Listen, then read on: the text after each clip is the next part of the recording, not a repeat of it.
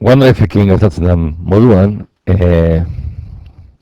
Outlookekin ere, bai, bi aukera dauzkagu, bai, lehenengoa aurreko bidean aztertu genuen, hau da, nabigatzailea zabaldu, Office 365 ipini, eta han Outlooken sartu, eta beste aukera bat da, gure saioan, Outlook aplikazioa instalatuta eukitzea.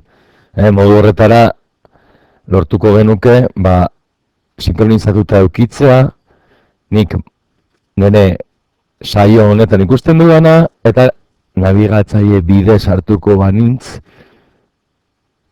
Outlooken ikusiko nukeena. Horretarako, lupan bilatzaileen sekatu, Outlook 2016, bai? Eta horren gainean sekatu ezkero, aplikazioa zabalduko da, bai?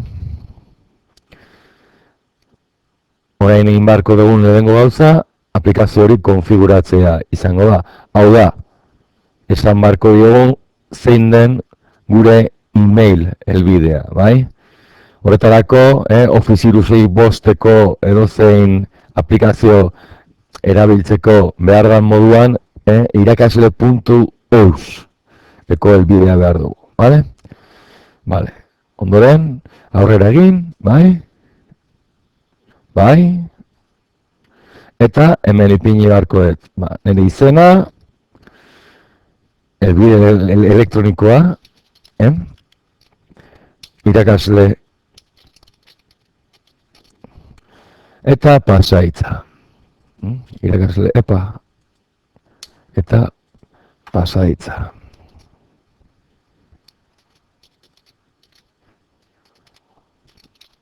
Gero pasaitza errepikatzeko eskatzen dit, segurtasun neurri gisa.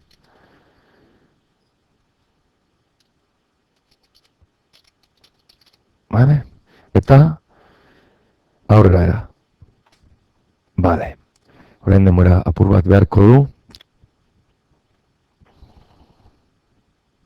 Bale, berriro eskatzen dit pasaitza. Kasu honetan Office 365 pasaitza. Alegia, irakasle.euseko pasaitza. Bale. Eta orain egingo duena da, bi hitzetan esan da, sinkronizatu. Hau da, nabigatzaile bidez ikusten dudan Outlook horretakoa, edo gora saltzen zizkidan mezuak, ona ekarri, bai? Bale, amaitu. Eta orain ari da, aplikazioa zabaltzen. Hemendik aurrera, bueno, ordenagailua pizten dugunen bakoitzean eta gure saioan sartzen geran bakoitzean, automatikoki zabalduko zaigu, bai? Ez dugu hau dana berriro egin behar, bale?